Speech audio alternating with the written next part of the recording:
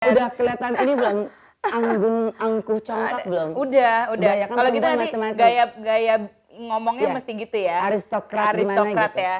Jadi Tapi ingetin ya, suruh balik lagi.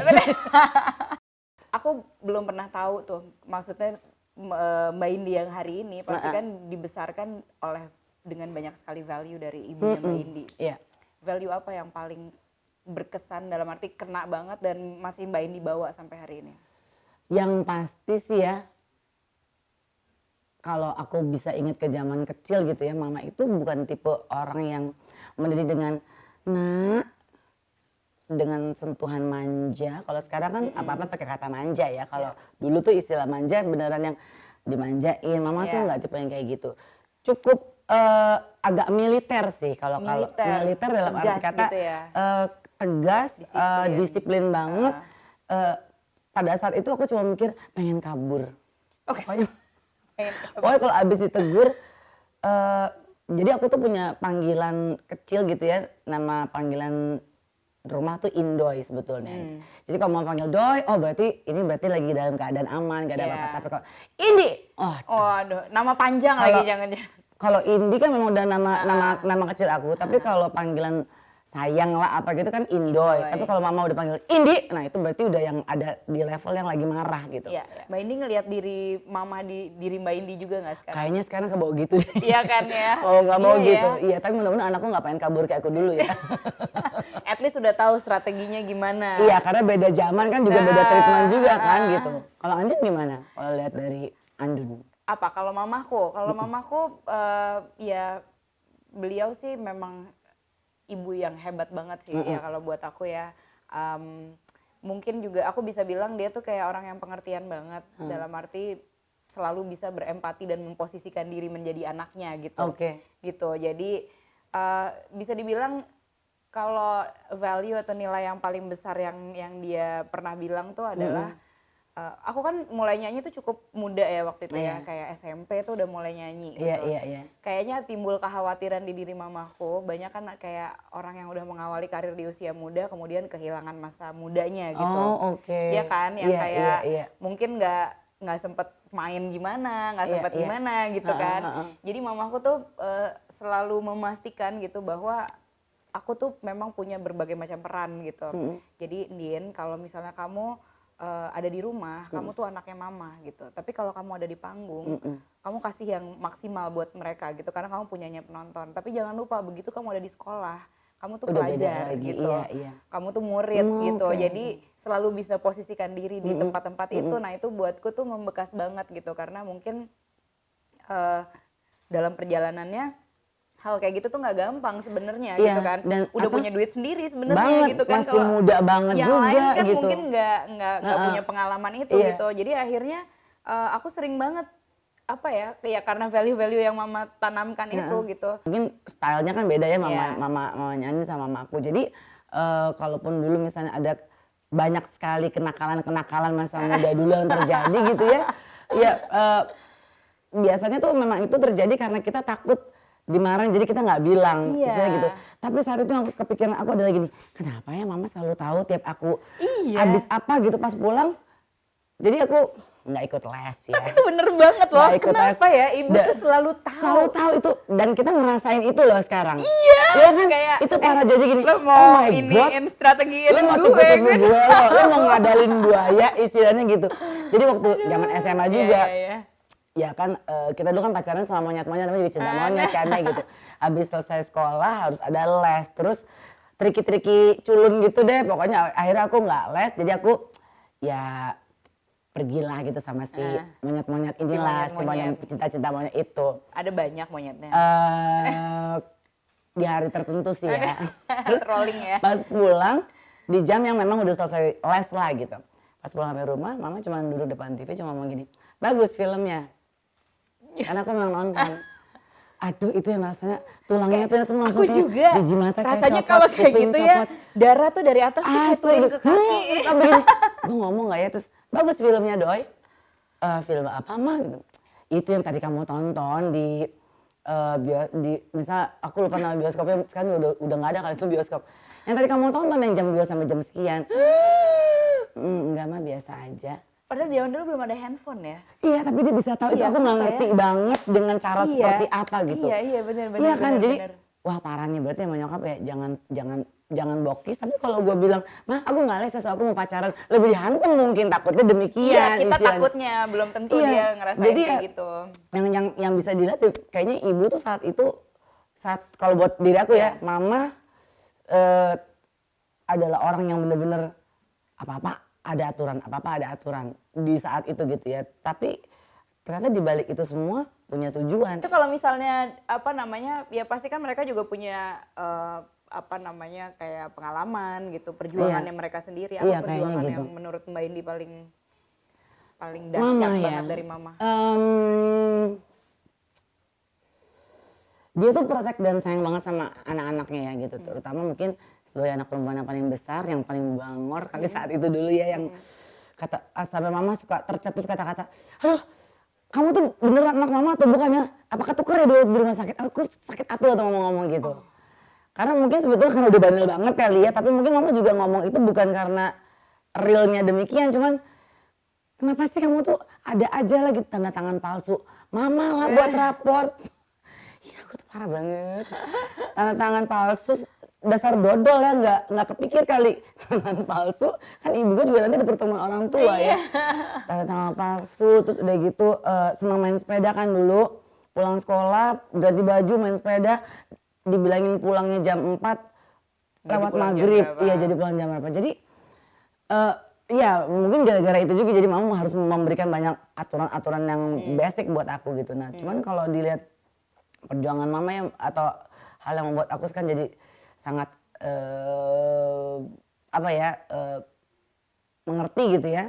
Dulu aku sempat mikir gini, kok gue di usia yang sekecil, masih umur berapa ya? Kau umur berapa? 3 tahun, 4 tahun. Aku tuh udah tinggal hidupnya sama oma dan opa dulu. Karena mama harus kerja di luar negeri. Jadi aku tuh nggak terlalu banyak punya memori yang kental banget saat kecil. Jadi yang aku ingat cuman cengeng deh. Maksudnya ada kanebol mungkin. Ini aku biar lehernya tetap ini ya. Aku ambilin. Terima kasih. Karena gini, oma juga soalnya agak keras orangnya. Gini aja kayak pakai masker ya. Bersyukur waktu itu opa soalnya sangat cucu pertama perempuan kali ya. Jadi apa-apa boleh. Jadi saat itu aku nggak terlalu mikirin mama di mana ya gitu. Karena ada opa yang standby 24 jam. Yang aku boleh main tanah sama air di penggorengan zaman dulu. Ingat nggak sih kan suka ada main di pasar tuh. Boleh main masak-masakan pakai tanah yang dicampur air di atas karpet. Lagi asik-asik main yang tanahnya tumpah ke karpet. Terus oma udah berdiri. Siapa ini begini ini bisa... Aduh rumah berantakan sekali, orang Manado kan gitu. Jadi aku tuh apa sih oma? Ya aku ingat oma marah terus pasti diambil opa. Jadi saat itu tuh yang aku ingat adalah aku gak terlalu punya banyak kenangan yang bisa aku ingat waktu kecil sama mama gitu. Karena mama cukup lumayan agak lama lah di kerja di luar gitu. Jadi ya aku sama oma dan opa. Pas kembalinya itu kan aku udah SD, jadi udah pas ketemu mama tuh yang mama kok beda ya sama opa. Opa yang sangat pengertian gitu. Dan apa aja boleh, dimanja banget. Jadi dan opa meninggal saat itu. Jadi agak kaget-kaget juga gitu dengan pola didik mama yang seperti itu. Yang aku salut cuman saat itu memang aku berpikir bahwa kenapa sih tau-tau ada mama. Kan dulu aku sama opa lebih seru, lebih asik. Sekarang sama mama yang harus A, B, C. Tapi sebetulnya yang dia lakukan itu adalah dia bekerja untuk aku. Gitu. Jadi demi anak ya. Jadi mungkin cara penyampaiannya bukan yang mama tuh kerja buat ini, nggak gitu mungkin. Ya tapi aku lihat apa yang aku perlukan tuh dipenuhi dan apa yang aku butuhkan dilengkapi gitu. Cuman ya memang saat itu adalah saat yang paling berat karena aku tidak hidup bersama dengan mama. Terus tahu-tahu harus switch bersama mama, opa meninggal. Jadi aku yang agak kaget bahwa aduh ini kok kayaknya sama mama agak PR juga ya untuk bisa adjust dan beradaptasilah dengan kebiasaan-kebiasaan mama. Itu sih, jadi aku cuma mikirnya oh ya pada dasarnya memang ibu itu adalah orang yang nggak akan bisa kita sebutkan bekas ibu atau ibu baru. Karena ya perjuangan mama sampai harus ninggalin, dan dulu kan belum ada telepon yang bisa video call. Iya benar. Dulu belum ada apa. Jadi pasti hatinya berat banget juga ninggalin Mbak Indi waktu itu. Iya, dan itu kan aku nggak bisa ngerasain. Soalnya pas pada saat telepon yang aku ingat misal mama telepon, aku cuma ngerasa itu adalah temennya oma. Karena nggak kebayang mama tuh di sana ngapain, dan pulangnya kan berapa tahun sekali, jadi nggak terlalu banyak intens banget. Deket nih sama mama tuh malah baru sekarang ini. Bayar semuanya ya.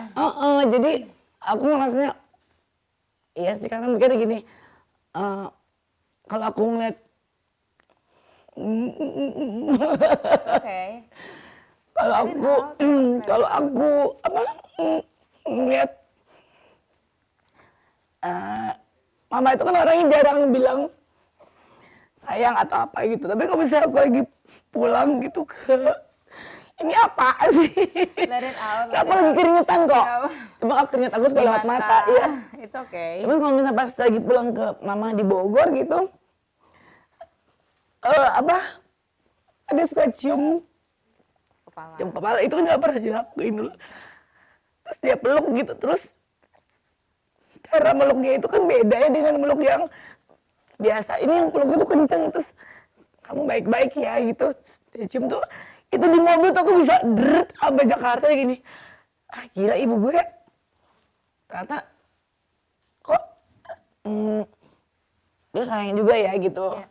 Semua ibu pasti sayang, cuman kok aku ngerasanya baru gue salah nih, gue dosa nih kalau dulu mikirnya nyokap itu adalah kayak enemy-nya aku lah gitu dulu. Sorry ya udah gak ada anggun-anggunnya lagi dengan baju aristokrat aku. Maaf ya. Sorry. Sorry, maaf ya Andien. Aduh, gue tuh mempercayai sedunia. Oh, kayak baik. Sorry. You need that. Iya kali ya. Tapi kayaknya gue gak pernah liat lu nangis. Oke, lanjut. Ya, jadi yang aku bisa bilang ini malah ngerasain bisa tahu bahwa aku nggak bisa kehilangan mama. Kalau dulu malah pengen jauh gitu dari mama, makanya kalau deket mama tuh aduh pasti gue cuma ada aturan yang kenceng dan lain sebagainya. Kalau sekarang tuh kayaknya kalau bisa pengen deket sama mama terus gitu. Terus meskipun kalau deket sama dia tetap ada kenceng-kencengnya gitu. Cuman aku tuh baru ngerasain yang namanya dipeluk dan dicium yang kerasa tuh baru setelah ya udah punya anak-anak, atau ya kalau saat lagi ketemu mama. Terus itu dia tadi, ibu tuh kan selalu kayak tahu aja gitu ya. Misalnya kita namanya perempuan, namanya istri, namanya ibu rumah tangga, nggak mungkin sempurna, nggak pernah ada masalah. Di hati tuh cuma gini, gue pengen pulang aja deh, pengen ketemu mama. Nggak pengen cerita sebetulnya, cuma pengen lihat bentukan mama gitu, kayaknya adem. Pas pulang tuh mama udah gini, tenang aja semuanya beres kok. Kayaknya langsung, gue belum cerita loh gitu istilahnya. Jadi ya itu, jadi aku ngerasanya ya, maaf ya mungkin tadi nggak ada titik, nggak ada koma, jadi kayaknya nembus terus. Nggak apa-apa banget. Ya jadi perjuangannya mama itu sebetulnya yang baru aku rasain adalah di saat sekarang melihat di waktu itu bahwa oh ya ternyata dia tuh ninggalin gue bukan karena dia senang-senang sendiri atau dia nggak mau ngurusin aku gitu. Tapi karena dia bekerja buat aku istilahnya. Dan itu baru aku mengertinya sekarang bahwa ternyata memang tidak semua ibu punya ungkapannya tuh sama. Karena kan aku dulu kan kalau zaman dulu tuh kecil tuh ngeliat di buku cerita kan ibu peluk anaknya aku gini, kok aku enggak ya gitu. Tapi yang aku rasain yang peluk aku kayak gitu adalah opa. Ya. Gitu. Jadi ya mungkin perjuangannya mama juga barangkali tanpa aku tahu, mungkin mama juga fight sama diri dia sendiri bahwa dia pengen banget sayang sama anak-anaknya gitu. Cuman ya dia tahu bahwa itu tidak mampu dilakukan pada saat itu, jadi ya yang dia bisa berikan adalah kerja keras dulu buat kita. Ya. Intinya gitu sih. Jadi kalau aku ngelihatnya perjuangan mama, ya dulu aku merasa wah iya dari zaman aku kecil banget gitu ya, dia emang udah berjuang banget gitu. Dari waktu hamil aku inget banget tuh saking apa namanya, ya dulu kan aku tinggal itu bener-bener kayak aku lahir tuh ada di warung gitu. Maksudnya mama nyewa tempat atau kos-kosannya mama sama papa tuh di atas warung di Jalan Sawo deket tempatnya Mas Sabto. Dengan cerita waktu apa namanya, waktu dia hamil aku, karena masih susah banget gaji yang dia dapat segitu-gitunya gitu ya. Waktu itu dia seneng baru gajian mau makan malam sama papa. Tiba-tiba dicopet di Metro Mini. Aduh. Itu namanya dia kayak ngejar-ngejar pencopetnya lagi hamil 9 bulan, bayangin nggak? Dia Karena pencopetnya turun dari Metro Mini, dia turun lagi, dikejar gitu sampai akhirnya ditolongin sama orang-orang gitu. Jadi aku ngelihat perjuangannya benar-benar dahsyat banget, termasuk dari waktu aku SD sampai SMP dia nganterin 3 anaknya ke sekolah, terus dia jemput lagi, setiap hari selalu kayak gitu ya. Les juga ditemenin gitu. Jadi bener-bener ngerasanya tuh, aduh mama kapan istirahatnya sih sebenarnya gitu ya. Cuman semakin kesini aku ngerasa oke, itu perjuangan, tapi aku ngelihat dia yang hari ini, beliau yang hari ini tuh bener-bener perjuangan yang luar biasa banget. Karena aku ngelihat mamaku tuh berhasil menghadapi dirinya dia sendiri gitu. Jadi mungkin selama dulu dia berusaha untuk sempurna, dalam arti dia tidak ingin anak-anaknya itu mengalami apapun yang dia alami di masa lalu gitu. Jadi pengen pokoknya semua serba sempurna, everything is okay, perfect gitu. Aku harus bisa bikin seperti ini. Tapi untuk menerima ketidaksempurnaan itu kan yang susah sebenarnya. Apalagi di masa tua kayak gini gitu kan. Sindrom semuanya gitu. Dulu mungkin bisa begini, bisa begitu gitu. Sindrom-sindrom yang seperti itu. Apalagi ketika waktu aku SMA, aku juga baru tahu bahwa papaku menikah lagi gitu. Bukan sesuatu yang mudah. Aku marah, adikku marah, adikku yang paling kecil marah. Kita semua sedih tiga-tiganya gitu ya. Tapi by proses akhirnya mamaku juga ya udah gitu menerima. Tapi itu by proses yang bertahun-tahun. Aku tahu jatuhnya mama, tahu sedihnya mama, tahu gitu udah ininya tahu gitu. Ya bukan hanya mama yang struggle, kitanya juga gitu ya. Anak-anak ya. Dan aku ngelihat dia yang hari ini itu luar biasa banget gitu. Maksudnya bisa menerima ketidaksempurnaan sampai detik ini tuh rasanya. Jadi malah pada saat situasi yang mungkin yang orang mungkin merasanya bukan yang terbaik gitu. Dia mamanya Andi masih berusaha untuk tetap berdiri, tetap stabil dan tetap ngelakuin semuanya buat anak-anak dan seolah kayak nggak ada apa-apa gitu. Dan mengakui bahwa dia lagi nggak stabil, itu kan sesuatu yang maksudnya. Dan harus ada di situasinya sebetulnya dia nggak mau ada di situ. Iya kan, bener. Itu kan berat. Kalau bisa milih mungkin pengennya nggak di sini, tapi ya udah adanya di sini gitu. Pernah nggak nanya kenapa mama mau ngelakuin itu sih sebetulnya, melakukan pengorbanan sedemikian? Ya demi anak-anak. Jawab demi mama anak-anak. Aku juga sempat nanya kenapa nggak cerai aja sih gitu. Enggak, demi anak-anak gitu. Kadang-kadang kita juga mikir, tapi anak-anak juga udah pada gede, tahu kok kalau misalnya cerainya karena apa, nggak cerai juga karena apa gitu. Terus dia bilang enggak apa-apa gitu. Gitu. Jadi ya kalau dilihat dari sekilas kacamata, aku nggak pernah tahu apa yang ada di hatinya mamaku, di hatinya papaku. Semuanya jadi seperti happy ending gitu. Dalam arti sekarang juga ya kita kalau pergi liburan atau kita bisa pergi makan ya barengan gitu, semuanya sekeluarga bersama istrinya papa yang kedua gitu, kemudian bareng adik-adikku yang lain. Aku jadi berpikir ya, aku nggak tahu ya ini mungkin buah dari perjuangan hatinya mamahku juga gitu. Karena semuanya akhirnya bisa menyatu. Iya. Kalau bukan karena punya jiwa dan hati yang besar sih belum, meskipun di depan saat itu harus demi anak-anak, tapi di belakang anak-anak mama nangis berurai yang kita nggak pernah tahu. Iya. Gitu, ya. Andin sendiri kalau untuk masuk ke menuju ke anak-anak ini pasti akan dewasa, akan menuju ke remaja. Kayak udah punya ini nggak obrolan sama Mas Ipe? Intinya gini sih, kalau aku ngerasanya kan jadi orang tua itu tuh seperti reparent ourselves gitu. Jadi sebenarnya kita berusaha untuk mengedukasi diri kita juga kayak tadi Mbak Indi ikutan sex education tadi kan. Aku ngerasanya kan memang ada beberapa hal yang kayaknya mungkin turun-temurun itu nggak dibicarakan secara gamblang gitu di masyarakat, misalnya ya tadi seks tadi gitu ataupun hal-hal yang lain ya, drugs dan segala macam gitu-gitu mungkin kita nggak benar-benar terbuka gitu sama anak. Nah Uh, kalau aku pribadi, jadi aku nih sama Mas Ipe sama-sama baru lulus Mbak dari Indonesian Academy of Psychotherapy, Counseling and Coaching. Salah satunya kita berdua itu belajar tentang fase-fase anak gitu. Jadi fase tapi yang benar-benar kayak pembentukan apa ya, kayak tahapan mental anak gitu ya. Kalau itu tidak dipenuhi, apa yang akan terjadi yang puluhan tahun mendatang gitu, kira-kira begitu. Aduh, kayaknya aku udah harus ikut itu dari dulu. Nah itu jadi dari mereka 0 hari dalam kandungan, terus sampai akhirnya mereka lahir gitu. Jadi paling enggak nih sekarang aku tahu, misalnya fasenya tabi sekarang nih lagi fase apa gitu. Ini lagi fase oral. Iya. Ya fase oral. Fase oral itu kan dimana mereka tuh semuanya masuk mulut. Kalau ada apa, kalau nggak ada apa-apa mereka jarinya atau ngetes apa-apa harus diemut dulu gitu. Kalau orang yang nggak tahu gitu mungkin mereka cenderung akan ngelarang. apa ya? Iya ngelarang. Nggak boleh, itu kan bukan makanan gitu. Sementara mereka butuh itu, dorongannya itu. Nah, itu akan ada beberapa hal yang terjadi di masa depan gitu ketika itu tidak dipenuhi dengan baik. Apa kira-kira yang waktu itu bisa dapat digambarin sama aku? Apa? Misalnya pada saat kita melarang dan yang akan terjadi nanti. Kalau oral itu biasanya adalah dengan addiction hubungannya. Jadi gitu. Dia bisa addict dengan sesuatu. Jadi misalnya katakan gini, dia addict dengan drugs gitu misalnya. Ketika drugsnya disembuhin, dia hanya akan pindah ke addiction yang lain. Mencari lagi tapi dengan konteksnya addict. Jadi hanya kontennya aja yang beda gitu. Jadi konteksnya bukan pada drugsnya tapi pada addictionnya. Gitu. Nanti habis dari fase oral ada anal, habis anal ada fase falik nih kayak Kawa sekarang.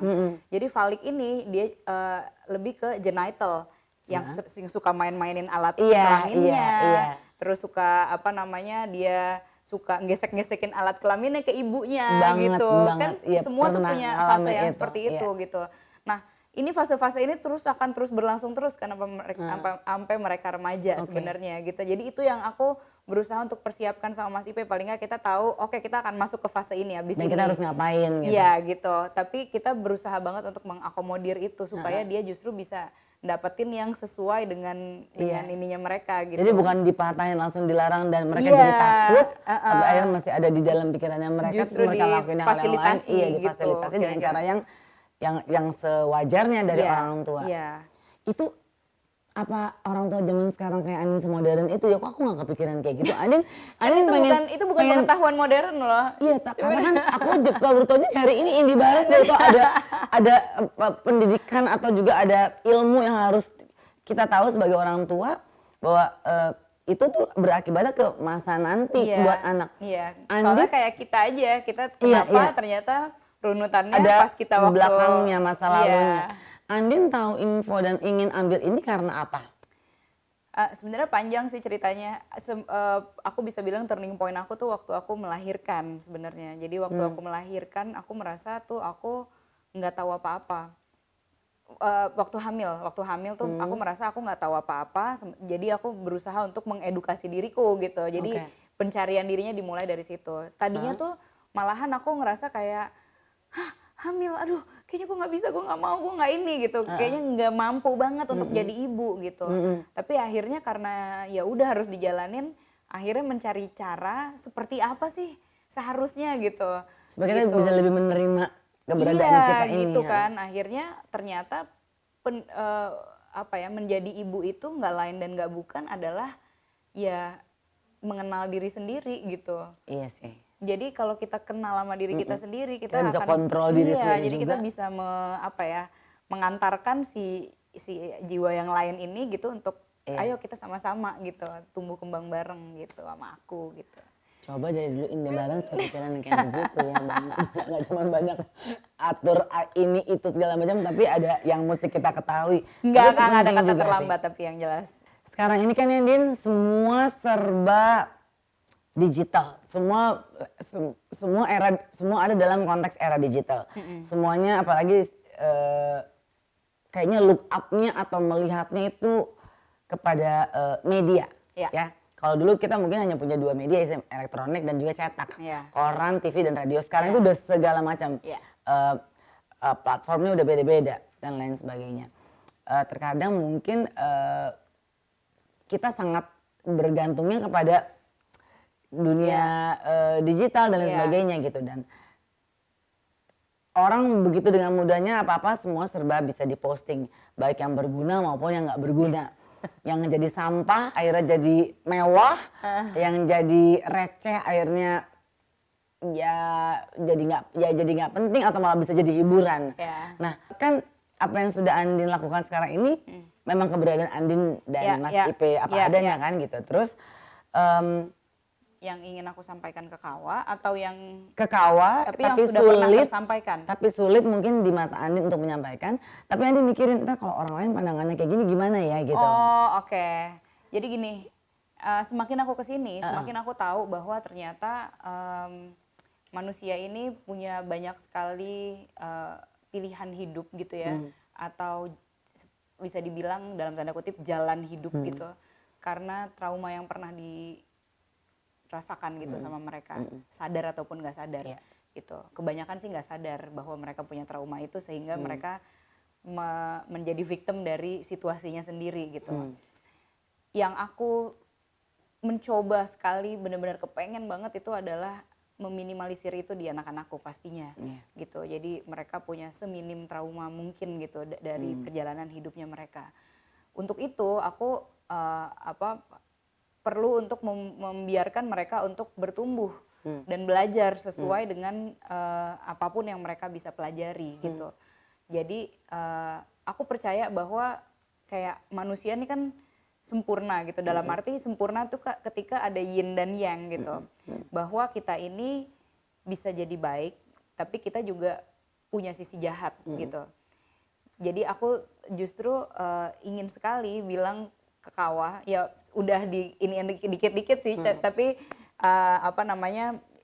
dari hal yang paling light gitu, bahwa aku bilang kayak dia bilang gini, Spider-Man tuh lawannya Venom ya, jadi bilang Venom itu jahat Bu gitu. Iya tapi kamu juga punya Venom dalam diri kamu. Jangan lupa gitu, kamu harus accept that Venom gitu. Jadi Kawa tuh nggak hanya jadi Spider-Man doang, Kawa tuh juga Venomnya sebenarnya. Jadi bukan yang jagonya aja gitu. Iya gitu. Atau ketika dia ingin. Tapi ngerti nggak sih Kawa di usia yang menjelang 4 tahun ini Andin ngomong sebenarnya gitu? sih aku nggak terlalu peduli dia ngerti atau nggak ngertinya, tapi paling nggak aku sudah menyampaikan gitu. Ya dia sih selalu bilang misalnya kayak ada orang gitu. Ih Kawa baik ya, enggak tapi aku jahat juga kok gitu sebenarnya gitu. Jadi maksudnya, nah ini yang aku belum tentu semua masyarakat itu akan bisa mengerti pola ini gitu, karena jadi ada judgement yang beda juga mungkin dari sisi karena kan orang kita dipupuk pokoknya harus baik gitu. Nah kalau buatku aku justru lebih ingin gitu ketika kita bisa menyelami kegelapan atau darkness-nya kita gitu, dan kita peluk jalan bareng-bareng yuk gitu, karena we have that in our. Iya aku ngerti. Jadi mungkin maksudnya gini, jangan di-deny gitu. Jangan di-deny, jangan di-blame, jangan di-bold juga bahwa kamu tuh juga punya, tapi mungkin ya kita sama orang tua kan sebetulnya paling mahal hari gini tuh adalah merangkul sisi itunya itu sih gitu. Sebetulnya. Jadi kamu harus baik karena jahat itu adalah apa gitu. Jadi ya it's okay gitu kalau. Jadi intinya Andin pun nggak peduli dengan orang mau punya pemikiran apa. Yang penting adalah ya ini pola saya dengan anak saya dan nggak peduli istilahnya di usia 4 tahun itu Kawa mengerti atau enggak sisi darkness atau apa, yang penting yang bisa dilakukan adalah dia ngerti itu, terus Andin tetap dan Mas Ipe tetap ada di sebelah dia untuk bisa ngarahin karena kadang-kadang gini, nih contoh simpelnya, aku benci banget sama Venom karena dia jahat misalnya gitu. Tapi Kawa kadang-kadang kayak Venom juga loh gitu. Ingat nggak waktu Kawa? Itu Andin ucapin kalau pada saat dia lagi nakal. Ingat nggak waktu itu Kawa ngambek sama ibu terus semua legonya Kawa hancurin. Kan Kawa kayak Venom. Jadi sebenarnya kan dia he has that Venom in his ini dia kan. Jadi accept itu istilahnya. Gitu. Jadi sebenarnya ya kita punya gitu. Nah itu yang aku. Jadi tidak melulu sempurna baik dan lain sebagainya untuk memberi pengajaran kepada anak. Thank you banget ya Mbak Indi. Aku yang tadi lebih Mbak thank Indi you. ceritain itu pelajaran banget buat aku. Apalagi aku bisa mengatur semuanya body and soul bisa jadi satu dengan baik dan outputnya juga jadi baik buat anak-anak. Amin, amin, Yang amin. penting semua ibu-ibu di luar sana, semua perempuan hebat. Hebat.